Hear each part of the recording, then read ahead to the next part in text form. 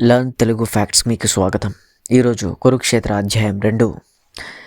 నేను పెట్టే వీడియోస్ ప్రతి ఇన్ఫర్మేటివ్గా ఉన్నాయని ఆశిస్తూ, ఇందులో ఏమైనా అభిప్రాయం ఉంటే దయచేసి కామెంట్స్ రూపంలో తెలియజేయగలరు. ఇంకా ఎవరైనా సబ్స్క్రైబ్ చేయకుంటే వెంటనే సబ్స్క్రైబ్ చేసుకోండి. For more informative updates please subscribe to learn Telugu facts. ఇక కురుక్షేత్ర అధ్యాయం 2లోకి మొదలెడదాం. కురుక్షేత్ర యుద్ధభూమి. 2 సైన్యాల మధ్యలో రథంపై కూర్చున్న అర్జునుడు గాంధీవాన్ని పక్కన పెట్టి కళ్ళల్లో కన్నీళ్లతో హృదయం చీలిపోయినట్టు దుఃఖంతో కుంగిపోయాడు. అతని మనసు విషాదంతో నిండిపోయింది. స్వజనాన్ని చంపడం పాపమని, రాజ్యం కోసం ఇంతమందిని చంపడం ఎలాగని ఆలోచిస్తూ నిర్ణయం తీసుకోలేకపోయాడు. సంజయుడు ధృతరాష్ట్రునికి ఇలా చెప్పాడు. మహారాజా, కృపతో అవిష్ణుడై కళ్ళు కన్నీళ్లతో నిండిన అర్జునుడిని చూసి మధుసూదుడైన కృష్ణుడు ఇలా మాట్లాడడం మొదలుపెట్టాడు. శ్రీ భగవానుచ, అర్జున, ఈ సంకట సమయంలో ఈ భ్రాంతి ఎక్కడి నుంచి వచ్చింది? ఇది అనాగరికులకు తగినది, స్వర్గానికి దారి తీయదు, అపకీర్తిని తెచ్చిపెట్టేది. క్లైబ్యం అంటే పురుషతత్వహీనత పొందకు పార్థ, ఇది నీకు తగదు. ఈ చిన్న హృదయ దౌర్బల్యాన్ని వదిలేసి లేచి నిలబడు, శత్రువులను జయించు. కానీ అర్జునుడు ఇంకా విషాదంలోనే ఉన్నాడు. కృష్ణ, భీష్మ తాతను, ద్రోణాచార్యులను ఎలా బాణాలతో ఎదుర్కోగలను? వారు నాకు గురువులు, పూజ్యులు. వారిని చంపి రాజ్యం సంపాదించడం కంటే భిక్షమెత్తడమే మేలు. నా మనసు తడబడుతోంది. ధర్మం ఏమిటో తెలియకుండా పోయింది. నేను శరణాగతుడిని. నీవు నాకు శిష్యుడివి కాదు, నువ్వే నాకు గురువు. నాకు మేలు చేసే మార్గం చెప్పు.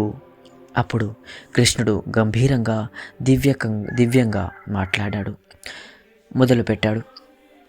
భగవద్గీత నిజమైన బోధ ఇక్కడే ప్రారంభమవుతుంది. కృష్ణుడు ఇలా అంటాడు. అర్జున, నీవు శోకిస్తున్నావు, కానీ జ్ఞానులు ఎవరి మరణానికి శోకించరు. నేను, నువ్వు, ఈ రాజులందరూ గతంలో కూడా ఉన్నాం, భవిష్యత్తులో కూడా ఉంటాం. శరీరం మాత్రమే మారుతుంది, ఆత్మ శాశ్వతమైనది.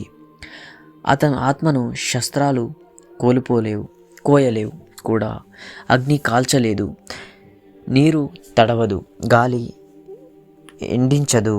ఆత్మ అవ్యక్తం, అచింత్యం, అవికారి. దాన్ని ఎవరు చంపలేరు. శరీరం మాత్రం జన్మిస్తుంది, అలాగే చస్తుంది. బాల్యం, యవ్వనం, వృద్ధాప్యం ఇవన్నీ శరీర మార్పులు మాత్రమే. దానివల్ల ఆత్మకు ఏమీ కాలేదు. శీతోష్టాలు, సుఖ దుఃఖాలు ఇంద్రియాలు ద్వారా వచ్చే తాత్కాలిక అనుభవాలు. వాటిని సహించు, ఓర్పుగా ఉండు. ఇవి శాశ్వతం కావు. యోగి ఏదో ఉంది, ఏదో లేదు అని తెలుసుకొని సుఖ దుఃఖాలలో సముద్రితో ఉంటాడు. అలాంటి స్థితిని స్థితప్రజ్ఞ అంటారు. కామం, క్రోధం వల్ల మనసు చెడిపోతుంది, ఆశలు పెరిగి బుద్ధి నాశనం అవుతుంది. కాబట్టి ఇంద్రియాలను అదుపులో ఉంచు, ఆత్మలో స్థిరంగా ఉండు. కర్మ చేయాలి, కానీ ఫలితాలపై ఆసక్తి లేకుండా. విజయం, ఓటమి రెండింటిలోనూ సమానంగా చూడు. అదే యోగం. వేదాల్లో చెప్పిన కర్మలు కూడా త్రిగుణాలకు సంబంధించినవి. వాటిని అతీతంగా ఉండు, సత్యంలో స్థిరంగా ఉండు. అలా చేస్తే నీవు బంధనాల నుంచి విముక్తుడు అవుతావు. ఇది సాంఖ్య జ్ఞానం, ఆత్మజ్ఞానం. ఇక తర్వాత కర్మయోగం చెప్తాను.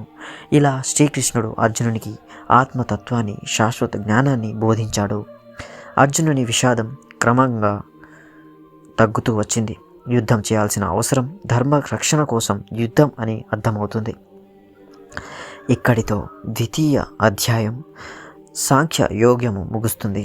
ఈ అధ్యాయం ఆత్మ శాశ్వతం, శరీరం అశాశ్వతం, అసమబుద్ధి అంటే సమబుద్ధి, నిష్కామ కర్మ, స్థిత ప్రజ్ఞ లక్షణాలను వివరిస్తుంది. ఇది గీతలోను మూల జ్ఞానం.